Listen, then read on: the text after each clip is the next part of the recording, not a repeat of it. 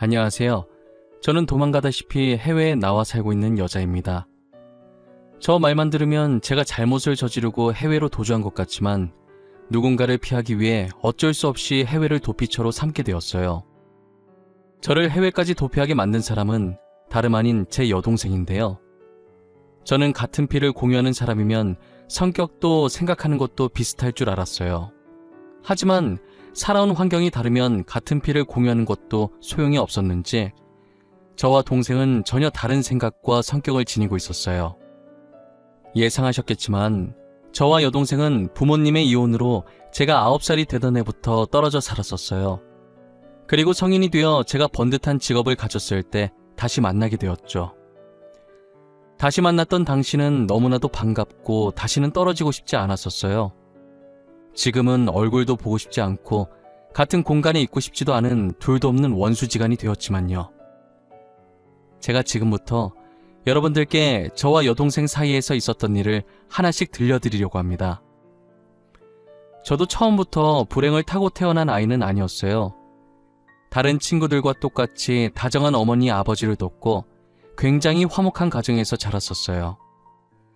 저희 가족을 한순간에 나락으로 빠뜨린 건 우리나라를 떠들썩하게 만든 IMF였어요. 저희 아버지는 IMF를 직격타로 맞으셨고 회사에서 직원 3명을 정리해고 시켰었는데 그 중에 한 명이 아버지셨어요. 늘 다정하고 저와 여동생을 이뻐하셨던 아버지셨는데 실직을 하신 뒤로는 예전 모습을 찾아볼 수가 없었어요. 매일같이 술을 찾으시고 술만 마셨다 하면 난폭하게 변하셨거든요. 바뀐 아버지의 모습에 저희도 힘들었지만 저희보다 더 힘든 건 어머니셨어요. 아버지는 술이 떡이 되어 어머니께 행패를 부리는 게 일상이었어요. 어머니는 어떻게든 우리 먹여 살리려고 돈 되는 일 뭐든 하면서 아등바등 사시는데 아버지는 다시 일어날 생각은 안 하고 집에만 있었어요. 동생과 저는 유치원과 학교를 다녀와서 아버지를 마주하면 항상 두려움에 떨고 있어야 했어요. 집에 있으면서 괜히 아버지 심기 건드렸다가 언제 달려들지 모르니 저희는 하교하면 집으로 바로 가지 않고 학교 운동장에서 놀다가 어머니 퇴근 시간에 맞춰서 들어가기 일쑤였어요. 동생이 태어나서 동생이 더 이쁨을 많이 받아서 질투했었는데 이럴 땐 동생이 있어서 다행이더라고요. 아무래도 혼자보다는 둘이 있는 게 더 나으니까요. 어머니는 혼자서라도 일해서 저희를 키우려고 낮이며 밤이며 일을 하러 다니셨어요. 식당에서 설거지를 얼마나 하셨는지 손에 진물이 났는데도 괜찮다고 웃으면서 일을 나가셨어요. 아버지는 어머니가 고생을 한다는 걸 아는지 모르는지 술 사 먹기에 돈 내놓으라고 난리였어요. 그런 아버지 때문에 어머니의 한숨소리는 끊이질 않았어요. 이렇듯 아버지는 어머니께 매일같이 돈 타령을 했고 돈을 벌어오면 벌어오는 족족 가져가서 술 먹는데 다 쓰셨어요. 어머니께서 그러지 말라고 아버지께 화를 내보시기도 하셨었어요. 하지만 아버지는 들은 척도 하지 않으셨죠. 돈 내놔 돈. 집에 술이 다 떨어졌잖아. 너 오늘 월급 받았을 거 아니야. 돈 내놔. 돈을 나한테 맡겨놨어요?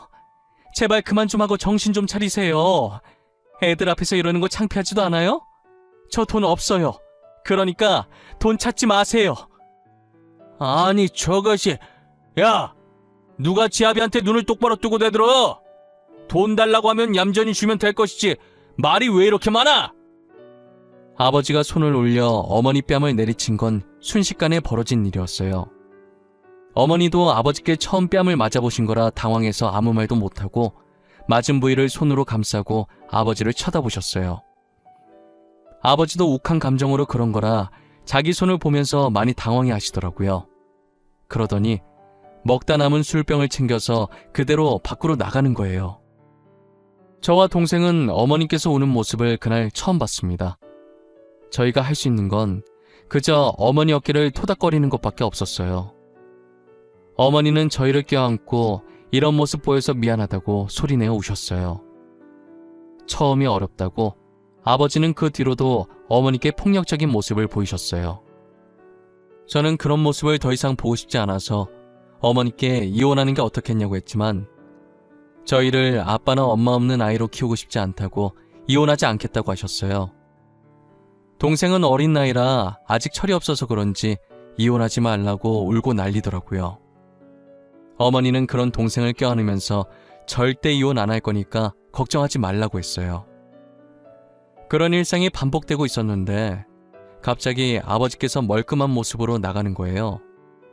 나가기 전 어머니께 그동안 미안했다고, 앞으로 가족을 위해 다시 열심히 살아보겠다고 하시더라고요. 어머니와 저희는 드디어 아버지가 정신을 차렸다고 다시 예전으로 돌아갈 수 있다고 생각을 했어요. 하지만 아버지는 저희의 기대를 완전히 짓밟아 버렸어요.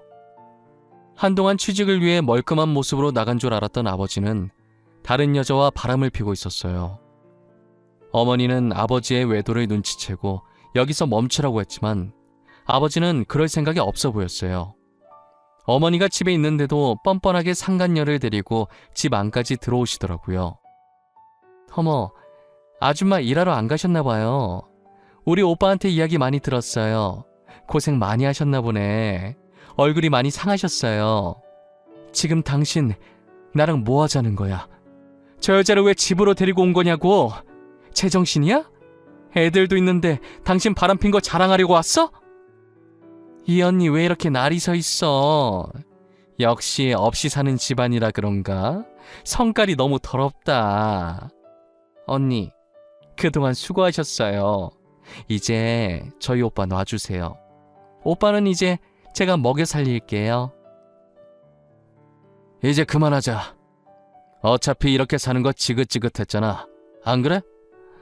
우리 각자 떨어져 사는 게 서로에게 더 좋지 않겠어? 그래요, 언니. 그리고 오빠는 언니보다는 돈 많은 저랑 사는 게 더 행복할걸요? 언니도 돈 못 버는 남편이랑 살 바엔 혼자 사시는 게 낫지 않겠어요? 아버지의 상간녀는 뻔뻔하게 저희 집에 온 것도 모자라서 어머니를 무시하기 바빴어요. 아버지는 매일 술만 마시는 백수 주제에 어디서 저런 부잣집 여자를 만나셨는지 능력도 좋았어요. 상간녀는 쉬지 않고 입을 놀렸고 이제 자기가 아버지 부인이니 어머니한테 저를 데리고 이 집에서 나가라고 하더라고요. 그동안 저희를 위해 이혼 생각하지 않았던 어머니는 아버지의 외도에 참을 수 없다며 바로 이혼 서류를 작성하셨고 그렇게 아버지와 어머니는 이혼을 했어요. 부모님의 이혼으로 저는 어머니를, 여동생은 아버지를 따라가게 되면서 저와 동생이 떨어지게 되었어요. 아버지의 외도로 이혼을 하게 된 것이라 이혼 책임이 아버지께 있어서 어머니께 위자료를 줘야 했는데 양육비는 안 주려고 한 명씩 데리고 간 것이었어요. 여동생은 아버지와 함께 가지 않으려고 울고불고 난리였고 아버지는 그런 여동생을 들쳐업고 저와 어머니의 반대 방향으로 걸어 나갔어요. 그게 여동생의 마지막 모습이었어요. 어머니는 이혼을 하시고 저 하나만 바라보며 열심히 사셨어요. 어떤 굳은 일이라도 마다하지 않으셨고 돈이 된다고 하면 무조건 하셨어요. 그런 어머니를 보고 어린 제가 할 수 있는 건 오로지 공부밖에 없었어요. 저는 자는 시간을 제외한 모든 시간에 책상 앞에 앉아서 죽어라 공부를 했어요. 어머니를 웃게 할 수 있는 건 나밖에 없다는 생각에 얼른 커서 훌륭한 사람이 되어 어머니의 고생을 덜어드리고 효도해야겠다는 생각을 했었어요. 정말 이 악물고 공부해서 고등학교 졸업할 때까지 전교 1등을 놓치지 않았어요. 저는 고등학교 졸업하고 바로 일자리에 뛰어들까 했지만 어머니께서 이대로 취업하기엔 제 성적이 너무 아깝고 대학을 가야 더 돈을 많이 벌 수 있다고 하셔서 대학을 가게 되었어요. 공부 말고 관심 있었던 게 디자인밖에 없어서 저는 패션 디자인 학과를 가게 되었고 대학교를 다니면서 알바를 시작했어요. 제가 막상 대학교를 다니다 보니 계속 욕심이 생기더라고요. 조금만 더 하면 더 큰 돈을 벌 수 있는데 내가 조금만 더 열심히 하면 좋은 곳에 갈 수 있는데 이런 욕심들이 생기면서 유학을 결심하게 되었어요. 어머니께 유학 얘기를 했더니 잘 생각했다며 자기 걱정하지 말고 유학 갔다 오라고 하시더라고요. 저는 학교 다니며 주말에도 아르바이트를 했고 방학에도 쉬지 않고 아르바이트를 했어요. 그렇게 한 푼 두 푼 열심히 모은 돈을 가지고 어머니 도움 없이 저 혼자 힘으로 유학을 다녀왔죠. 유학 가서도 생활할 돈이 필요해서 틈틈이 아르바이트를 했었어요. 제가 아르바이트 하는 곳에 저처럼 유학을 와서 일을 하게 된 한국인 남자 한 명이 있었어요. 같은 언어로 말을 할 수 있는 사람이 그 남자밖에 없다 보니 자주 만나게 되었고 그 인연으로 만나기 시작했다가 어찌저찌 결혼까지 하게 되었네요. 저는 아버지의 변한 모습을 보고 결혼을 하겠다는 생각을 아예 안 했었거든요. 하지만 남편은 아버지와 달랐고 무인도에 떨어져도 살 수 있을 정도로 생활력이 강했어요. 그리고 무엇보다 제 꿈을 위해 자기가 더 희생을 했던 사람이었고요.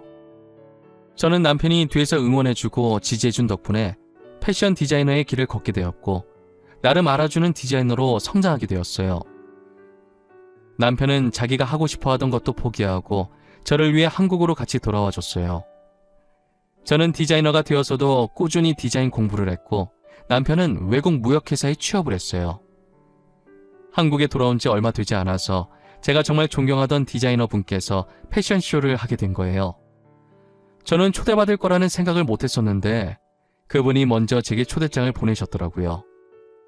제가 롤모델로 삼던 분이시라 집에 그분이 만드신 옷이 정말 많았어요. 그날은 머리부터 발끝까지 그분이 만드신 옷들로 입었고 그에 어울리는 머리를 하기 위해 유명한 미용실에 가게 되었어요. 연예인들이 많이 온다는 말이 맞는지 연예인들과 같이 찍은 사진이 군데군데 붙여져 있더라고요. 신기해서 이리저리 둘러보고 있는데 여자 알바생이 밝은 목소리로 저를 안내하더라고요. 지금 선생님들이 다 일하고 계셔서 조금만 기다려야 한다면서 하고 싶은 스타일이 뭔지 물어보는 거예요. 파마나 염색 같은 시술을 하러 온 건 아니고 드라이만 살짝 하려고 한다고 했어요. 간단한 드라이는 자신이 해드릴 수 있다면서 급한 거면 자신이 해주겠다고 하더라고요. 저는 시간이 충분했지만 알바생이 친절한 게 마음에 들어서 그렇게 하라고 했어요. 보통 미용실 가면 머리하는 동안 마땅히 할 게 없으니까 이런저런 이야기를 하게 되잖아요. 저도 할 게 없으니 머리하면서 알바생과 쓸데없는 이야기를 많이 했어요. 여기서 일하신 지 오래됐나 봐요. 보통 알바면 기구 정리나 제품 정리 이런 거 하지 않아요? 직접 손님 머리 만져주는 알바는 못 본 것 같은데 간단한 드라이는 또 다른가? 저 여기서 일한 지 2년 조금 넘었어요. 드라이 하는 건 어깨너머로 많이 봤었고 가끔 제가 선생님들 머리도 해줘서 드라이 정도는 해도 될 것 같다고 바쁘실 땐 저한테 맡기세요. 2년이나 일하셨구나. 많이 어려 보이는데 나이가 어떻게 되세요? 내가 너무 깊게 들어갔나? 실례였다면 죄송해요. 초면에 무례했죠? 헤이, 아니에요. 나이 물어보는 게 뭐가 무례해요? 이건 무례한 축에도 안 속해요. 저 올해 26살 됐어요. 26살이요? 제 동생도 올해 26살 됐을 텐데 안 본 지 지금 21년 정도 된 것 같아요. 선생님 보니까 갑자기 제 동생이 보고 싶네요. 잘 살고 있는지 뭐하고 지내는지. 고객님도 슬픈 사연이 있으신가 봐요. 저도 원래 언니가 한 명 있었거든요. 근데 제가 5살 때 부모님이 이혼하셔서 따로 살게 되는 바람에 그 뒤로는 본 적이 없어요. 알바생이 갑자기 자신의 가정사를 이야기하기 시작하는데 저랑 너무 똑같은 거예요. 아버지가 무서웠던 것과 부모님이 이혼하신 것, 그리고 자매가 헤어진 것까지도요. 저는 혹시나 알바생이 제 동생은 아닐까 하는 마음에 이름을 물어봤는데 동생 이름이랑 똑같은 거예요. 이름을 듣는 순간 저도 모르게 눈물이 나왔고 동생은 머리하다가 갑자기 제가 우니까 당황해서 휴지를 들고 오더니 무슨 일이냐고 저를 달래더라고요. 저는 휴지를 건네는 동생의 손을 꼭 잡고 제가 언니임을 밝혔어요. 동생도 제가 언니라고 하자 눈동자가 심하게 흔들리더니 이내 저를 껴안더라고요. 동생은 저를 껴안은 상태로 그동안 잘 지냈냐를 시작해서 폭풍 질문을 했어요. 저는 동생이 묻는 말에 다 대답을 해줬고 동생에게도 그동안 어떻게 지냈냐고 물어봤어요. 부모님이 그렇게 이혼하고 아버지는 재혼을 하셨지만 얼마 못 가서 또 이혼을 하셨대요. 그 뒤로는 줄곧 아버지와 동생 둘이서만 살았다고 하더라고요. 형편이 어려워서 어린 나이부터 알바를 했고 대학도 자기 힘으로 다니고 있다고 하더라고요. 중간중간 휴학해서 돈 벌고 다시 등록금 내고 또 휴학해서 돈 벌기를 반복하면서 지냈대요. 그래서 아직 대학교를 졸업 못하고 아르바이트를 3개나 뛰고 있다고 하더라고요. 아버지는 여전하셔서 성인 되자마자 동생은 자취를 시작했고 평일엔 미용실, 주말 오전엔 학원 보조, 주말 오후엔 PC방 알바를 하고 있었어요. 저는 이렇게 잘 살고 패션쇼 가려고 머리하러 왔는데 동생은 이렇게 힘들게 사는 모습을 보니 너무 안쓰럽고 그래도 밝게 잘 자라줘서 기특하기도 했어요. 전 그동안 못해줬던 언니 노릇을 이제라도 해줘야겠다는 생각이 들었어요. 그날 저는 미용실을 나오기 전에 동생과 번호를 교환했고 그 뒤로 자주 만났어요.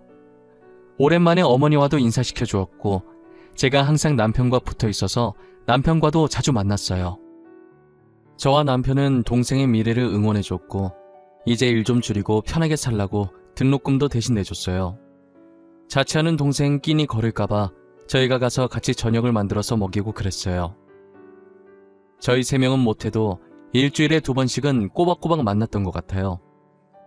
동생은 이제 어느 정도 편해졌는지 가끔 괜히 어리광도 부리고 그랬어요. 저희한테 기대고 어리광 부릴 만큼 동생이 많이 편해졌다는 생각이 들어서 좋았어요. 그동안 투정도 부리고 싶었을 텐데 지금이라도 동생이 하고 싶은 거 다 해주고 싶었어요. 평소처럼 3명이 모여서 밥을 먹고 있었는데 동생이 미용사 자격증을 따고 싶다고 하더라고요. 자격증이 있으면 지금 다니고 있는 미용실에서 계속 일을 할 수 있을 것 같다면서요. 언니, 나 미용사 자격증 따고 싶어. 언제까지나 알바 신분으로 있을 순 없잖아. 손님들이랑 수다 떠는 것도 재밌고 선생님들도 좋으신 분들이라 지금 미용실 계속 다니고 싶어. 그래? 그럼 따면 되지 뭐가 걱정이야. 너 저번에 내 머리 해주는 거 보니까 어깨 넘어 배운 거 치곤 잘하던데? 제대로 배우면 더 잘할 것 같아. 뭐가 걱정이긴. 당연히 돈이 걱정이지. 지금 알바에서 번 돈으로는 월세 나가고 생활비 했으면 빠듯해서 자격증 딸 돈이 없어. 수강료도 수강료지만 재료비로 많이 나와서.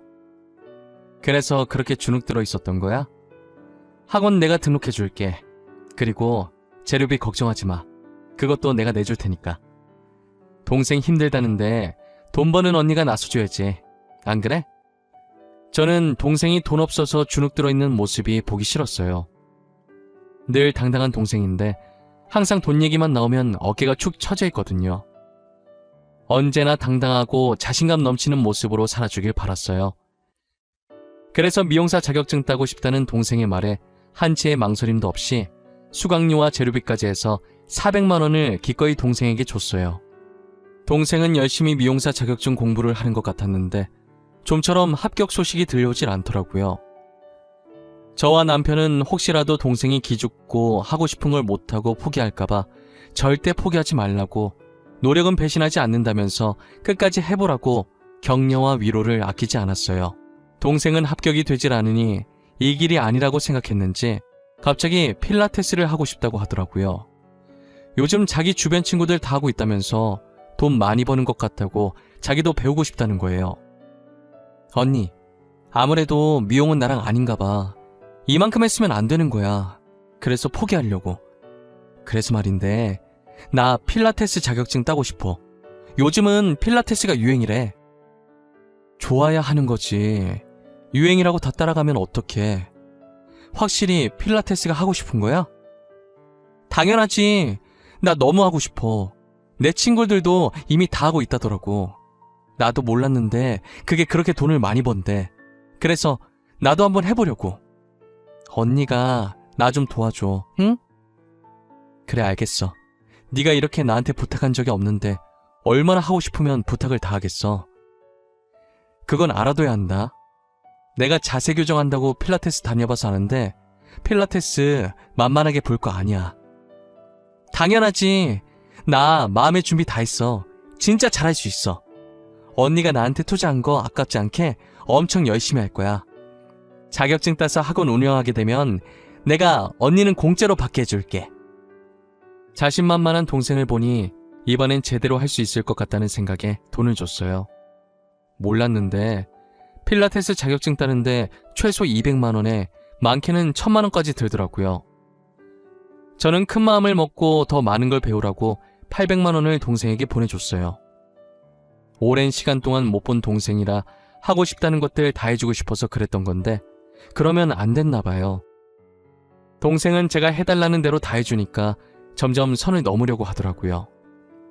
필라테스 할 때 입을 요가복에 요가 매트 사야 한다고 좋은 거 사게 100만 원을 더 보내달라고 하더니 얼마 지나지 않아서 필라테스 힘들어서 그만뒀다고 요리학원 등록할 거라고 돈 달라고 하는 거예요. 저는 계속되는 요구에 보내줘야 하나 말아야 하나 하다가 이번이 마지막이라고 하고 돈을 보내줬어요. 돈을 보내준 뒤로 저도 갑자기 디자인 의뢰가 들어와서 바빠지는 바람에 동생을 보지 못했어요. 작업에 들어가면 외부에서 연락 올 곳이 많아서 동생에게 따로 연락할 시간도 없어요. 그래서 가끔 남편을 보내서 동생 잘 지내는지 확인을 부탁해서 안부를 듣는 게 다였어요. 한동안은 계속 콜라보 작업이다 뭐다 해서 일이 많이 들어와서 동생 머리카락도 못 봤어요.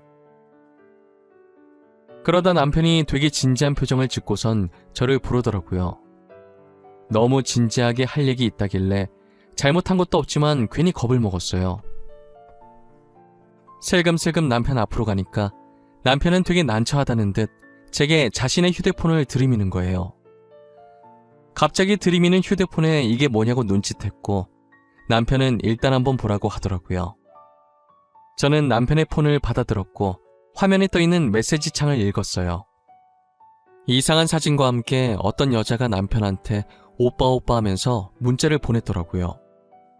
남편은 답장한 게 없길래 더 있나 싶어서 위로 올려보니 이런 문자를 보낸 게 한두 번이 아니더군요. 누가 이딴 걸 남편한테 보낸 건지 보려고 문자창에 떠있는 번호를 봤는데 처제라고 저장되어 있는 걸 보니 제 여동생인 거예요. 언제부터 문자 온 거냐고 했더니 제가 한참 일하느라 동생을 못 챙겼을 때부터라고 하더라고요. 남편은 제가 시키는 대로 동생 챙겨주러 간 것뿐인데 동생은 혼자 착각을 하고 남편에게 흑심을 품고 어떻게 해보려고 사랑 가득한 말과 함께 자신의 이상한 사진을 보냈던 것이었어요. 아마도 남편을 꼬실 겸 제가 이걸 보고 오해를 해서 남편과 헤어지길 바랐겠죠. 저는 이걸 가만히 두면 안 되겠다는 생각을 했고 남편 휴대폰을 들고 곧바로 동생의 집으로 갔어요. 당시 제가 무슨 정신으로 운전을 했는지도 모르겠고 도착해보니 15분 걸릴 거리를 9분 만에 왔더라고요. 차에서 내리자마자 엘리베이터 기다릴 여유도 없이 계단으로 동생 층수까지 뛰어 올라갔어요. 저는 동생 집 비밀번호를 누르고 문을 열자마자 동생 머리채를 잡고 따졌어요. 이 기집애 진짜 미친 거 아니야? 감히 언니 남편을 꼬시려고 해? 네가 지금 제정신이야? 내가 지금까지 너한테 어떻게 했는데 사람 뒤통수를 이렇게 치고 있어? 이거 놔! 내가 꼬신 게 아니라 형부도 나를 좋아했어. 진심으로 사랑했다고. 우리 사랑을 방해한 건 언니야. 언니 때문에 형부가 나한테 못 온 거라고. 네가 일방적으로 한 게 뭐가 사랑이야. 내가 네가 보낸 문자 안 본 줄 알아? 자, 여기 있다. 네가 보낸 문자. 너만 주구장창 보냈지. 우리 그 애는 답장한 거 하나도 없어. 안 보여? 답장을 안 보낸 게 아니라 언니 때문에 못 보냈겠지. 상혁 오빠, 나 진짜 좋아해. 언니가 아니라 나를 좋아한다고. 언니는 가진 것도 많으면서 욕심이 왜 이렇게 많아? 상혁 오빠, 나한테 내놔! 망상도 병이라더니 너를 보니까 그 말이 딱 이해가 간다. 불쌍한 것. 너는 평생 망상이 나면서 한심하게 살아. 그동안 내가 너한테 해준 게 아깝다. 저는 잡고 있던 동생 머리채를 내동댕이 쳤어요. 동생은 자신의 머리를 부여잡고 빠진 머리카락을 보면서 울고 있었고 저는 분이 덜 풀려서 허리에 손을 얹고 씩씩거리고 있었어요.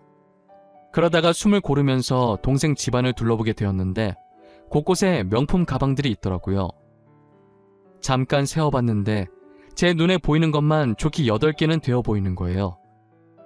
그 순간 제가 이제껏 동생에게 자격증 따라고 줬던 돈이 정말 자격증 따는 데 쓴 게 맞는지 의심이 들기 시작하는 거예요. 저는 제일 가까운 곳에 있던 명품 가방을 들어보이자 동생이 엄청 당황해 하더라고요. 네가 돈이 어디 있어서 이런 명품 가방을 사? 너 설마 내가 생각하는 그런 거 아니지? 이거 내 돈으로 산 거야? 자격증 따라고 줬던 돈으로 산 거냐고! 내가 그 돈으로 사든 말든 언니가 무슨 상관이야? 나한테 주는 순간부터 내 돈 아니야? 내가 내 돈으로 사겠다는데 뭐가 문젠데? 내가 언니한테 돈 뺏은 거 아니잖아. 언니가 준 거잖아. 아빠 밑에서 불쌍하게 큰 것 같아서 해달라는 거 다 해줬더니 뭐가 어쩌고 저쩌지? 이게 진짜 간이 배 밖으로 나왔나? 네가 지금 은혜를 이딴 식으로 갚아? 언니가 좋다고 준 돈이었잖아. 나한테 이제껏 못해준 거 다 해주고 싶다고 준 거 아니었어? 그 돈으로 자격증을 따든 명품 가방을 사든 못해준 거 해준 거니까 그게 그거 아니냐고! 차라리 명품 가방 사겠다고 하든가. 나는 네가 명품 가방 사서 화난 건 줄 알아? 네가 나한테 거짓말을 하고 돈을 받아갔다는 게 화가 나는 거야. 꼴랑 돈 몇 푼 준 거 가지고 되게 가르치려고 드네 진짜. 돈 좀 번다고 저렇게 나대도 되는 거야? 누가 보면 지가 내 엄만 줄 알겠어. 저는 동생의 혼잣말에 너무 화가 나서 동생의 뺨을 내려쳤어요. 그리고 옆에 가위가 보이길래 가위를 들고 와서 명품 가방을 다 잘라버렸는데요. 명품 가방이 하나씩 가위에 잘리는 걸 볼 때마다 동생이 하지 말라고 울부짖더라고요. 뒤늦게 저를 따라온 남편도 제 모습을 보고 이 정도면 됐다고 말리더라고요. 저는 말리면 말리는 대로 가만히 있을 생각이 없어서 거기에 있던 명품 가방을 모조리 다 잘랐어요. 마지막 가방을 자른 뒤 바닥으로 던졌고 여동생은 그 가방을 안아들더니 제게 적당히 하라면서 소리 지르길래 너무 미워서 뺨 한 대를 더 때리고 제발 정신 차리고 살라고 말하고 나왔어요. 남편과 함께 집으로 돌아가는 내내 얼마나 울었는지 몰라요. 어린아이 마냥 소리내면서 눈이 퉁퉁 붓고 만지면 따가울 정도로 울었어요. 21년 만에 겨우 다시 만났는데 동생이 저러고 있으니 제가 얼마나 속상하겠어요. 저는 집에 들어와서 남편 휴대폰에 있던 동생 번호를 차단했고 저도 똑같이 동생 번호를 차단하고 다음날 같이 전화번호를 바꿔버렸어요. 불행은 항상 한꺼번에 닥친다고 하잖아요. 저의 심란한 마음이 가라앉기도 전에 저희 어머니께서 혈액암에 걸려 시한부 선고를 받으셨어요.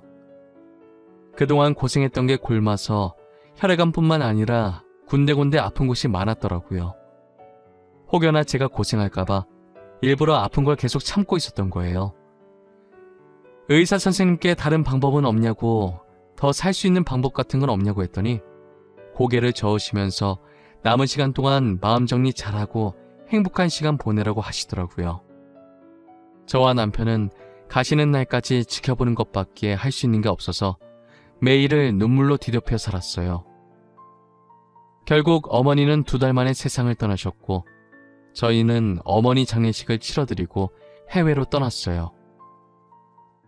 좋은 추억이 없는 한국 생활을 정리하고 지금은 저희가 처음 만났던 영국으로 가서 살고 있어요. 저희 부부는 행복했던 추억만 있는 영국에서 다시 새롭게 출발하려고요. 저는 여전히 디자이너로, 남편은 하고 싶었던 일을 다시 하면서 말이에요. 여러분들은 제 사연 어떻게 들으셨나요? 제가 동생과 연을 끊은 게 잘한 행동이었다는 생각이 드시나요? 여러분들도 끊어야 할 인연이라면 저처럼 가차없이 끊으시길 바랄게요.